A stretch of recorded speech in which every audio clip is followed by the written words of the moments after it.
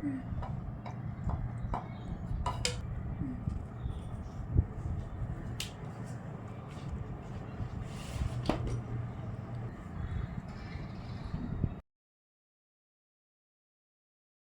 All, good morning. இன்றைக்கி morning நாங்கள் பிரேக்ஃபாஸ்ட்டுக்கு இட்லி செய்ய போகிறேன். இட்லிக்கு சைட் டிஷ் வந்து சிக்கன் குருமா மாதிரி பண்ண போகிறேன்.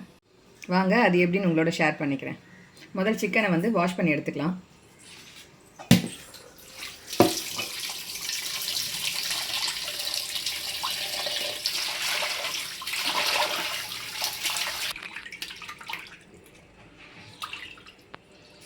சிக்கன் மேலே இருக்க அந்த ஃபெதர்ஸ்லாம் இருக்கும், அதனால் ஒரு 2 தண்ணி ஊற்றி நல்லா வாஷ் பண்ணிட்டு அதுக்கப்புறமா உள்ளே இருக்கிறதெல்லாம் க்ளீன் பண்ணிடலாம்.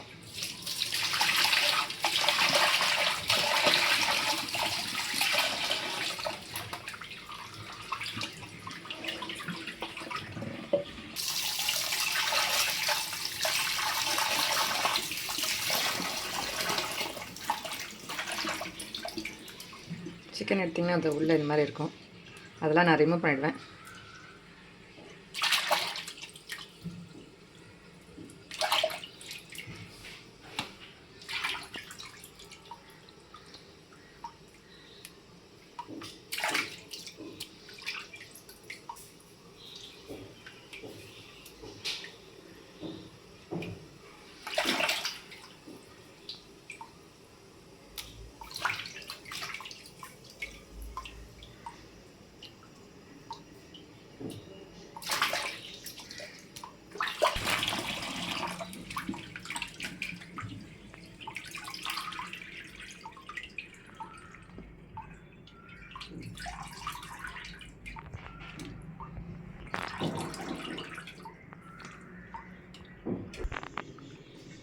இந்த மாதிரி வாஷ் பண்ணி எடுத்ததுக்கப்புறம் தண்ணி இல்லாமல் வடி போட்டுருங்க.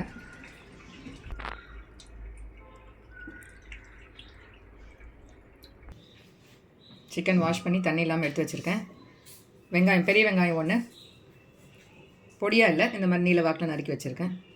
தக்காளி 2 கட் பண்ணி வச்சுருக்கேன். கொஞ்சம் கொத்தமல்லி, கருவேப்பிலை. வாங்க இப்போ நம்ம செய்ய ஆரம்பிச்சிடலாம். அடுப்பத்தை வச்சு குக்கர் ஒன்று வச்சுக்கலாம். வெங்காயம் வதங்கின அளவுக்கு எண்ணெய் ஊற்றிக்குங்க. பட்டை, லவங்கம் போட்டுக்கலாம். கொஞ்சமாக சோம்பு,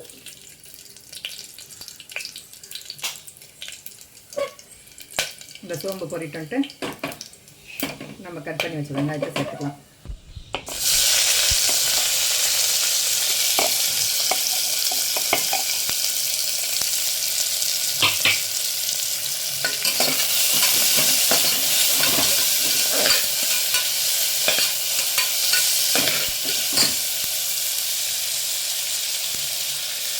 கருவேப்பிலை கொஞ்சம் போட்டுக்கலாம்.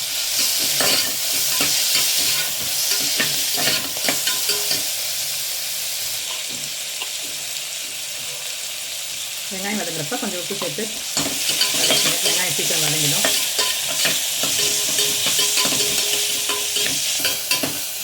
வெங்காயம் வதங்கினதுக்கப்புறம் அதுக்குள்ள நம்ம இஞ்சி பூண்டு பேஸ்ட் ரெடி பண்ணிக்கலாம்.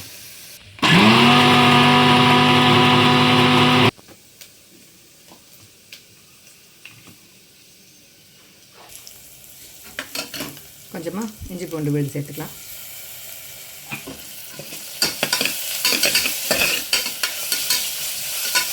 இஞ்சி பூண்டு பேஸ்ட் போட்டதுக்கப்புறம் நல்லா மிக்ஸ் பண்ணி விட்டுருங்க. ஒரு 2 நிமிஷம் சிம்மில் வச்சு விட்டுருங்க. அடி பிடிக்கும், அதனால் சிம்மில் வச்சுருங்க.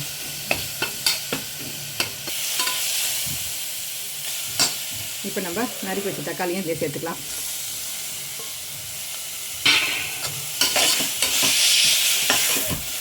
கொஞ்சமாக சால்ட்டுத்தையும் சேர்த்துக்கலாம். தக்காளியும் இழஞ்சி வந்துடும் நல்லா. இந்த குருமாக்கு தேவையான உப்பு நம்ம அப்பப்போ கொஞ்சம் கொஞ்சமாக சேர்த்துக்கிட்டோம். வெங்காயத்தையும் சேர்த்துக்கிறோம், தக்காளியும் சேர்த்துக்கிறோம். அதுக்கப்புறம் ஃபைனலாக சிக்கன்லாம் போட்டு போடுறப்போ நீங்கள் கரெக்டாக அதுக்கேற்ற மாதிரி கம்மியாக போட்டுக்கணும்.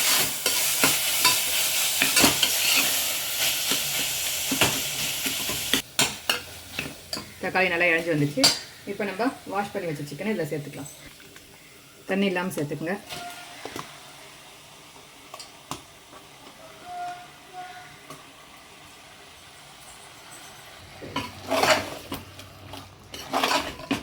சிக்கன் போட்டதுக்கப்புறம் எல்லாம் ஒன்றா சேர்த்து மிக்ஸ் பண்ணிவிடுங்க. அடுப்பில் இப்போ ஃபுல் தீ வச்சுக்கோங்க.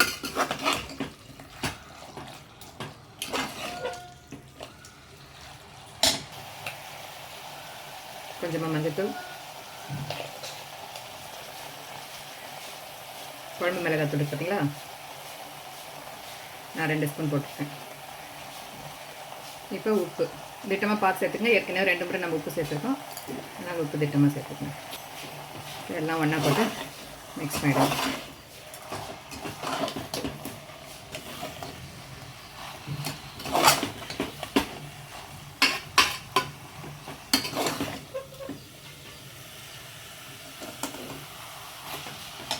இப்போ எல்லாம் மிக்ஸ் ஆனோடனே ஒரு 2 நிமிஷம் அப்படியே அந்த மசாலாலாம் கொஞ்சம் சிக்கனில் பைண்ட் ஆகட்டுன்ட்டு சிம்மில் வச்சு விட்டுடுங்க. நீங்கள்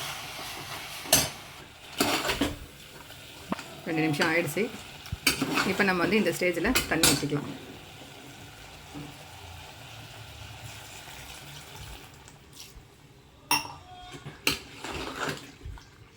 தண்ணி ஊற்றி எல்லாம் ஒன்றா சேர்த்து கலந்துருங்க.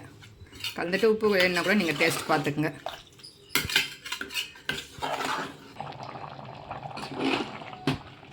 இந்த ஸ்டேஜில் வந்து நீங்கள் தேங்காய் வேணுன்னா கூட அரைச்சி ஊற்றிக்கலாம். நான் வந்து இன்றைக்கி தேங்காய் ஊற்றலை, அப்படியே தான் செஞ்சுருக்கேன். ரெண்டுமே நல்லாயிருக்கும். தேங்காய் ஊற்றியும் நல்லாயிருக்கும், தேங்காய் ஊற்றாமல் செஞ்சாலும் நல்லா தான் இருக்கும். இட்லி தோசைக்கு நல்லா டேஸ்ட்டாக இருக்கும். இப்போ இந்த மாதிரி கொதிக்கிறப்ப நீங்கள் என்ன பண்ணுங்கள், குக்கர் மூடி போட்டு வெயிட் போட்டுருங்க. சிக்கன்றதால ஒரே விசில், சிக்கன் நல்லா வெந்து வந்துடும். நம்மளுக்கு ஒரு விசில் வரட்டும்.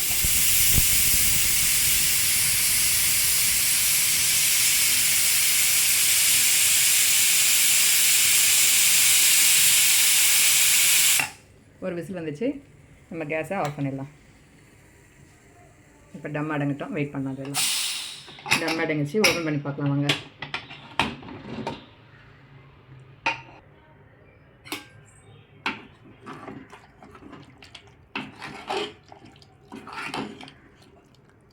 இப்போ நம்ம வந்து இது கூட கொத்தமல்லி சேர்த்துக்கலாம்.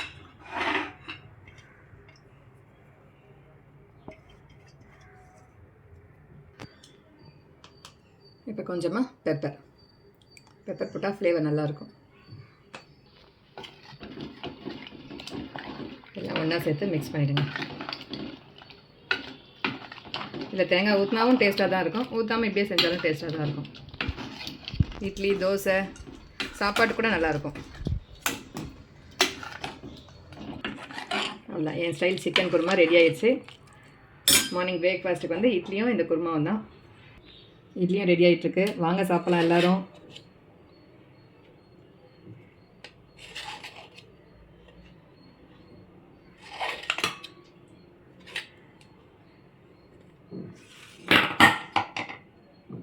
சாஃப்டான இட்லி.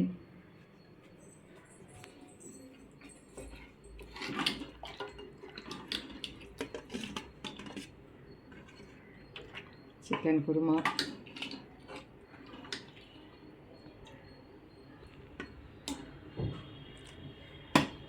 இதுதான் எங்கள் வீட்டில் இன்றைக்கி மார்னிங் பிரேக்ஃபாஸ்ட், இட்லியும் சிக்கன் குருமாவும் தான். வாங்க சாப்பிட்லாம். இந்த வீடியோ உங்களுக்கு பிடிச்சிருந்தா லைக் பண்ணுங்கள், கமெண்ட் பண்ணுங்கள், ஷேர் பண்ணுங்கள். மறக்காமல் சப்ஸ்கிரைப் பண்ணி எனக்கு சப்போர்ட் பண்ணுங்கள். சிக்கன் நல்லா ஒரே விசிலில் நல்லா வெந்துட்டுருக்கும்.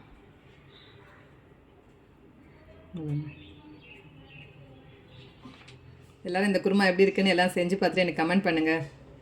தேங்க்யூ.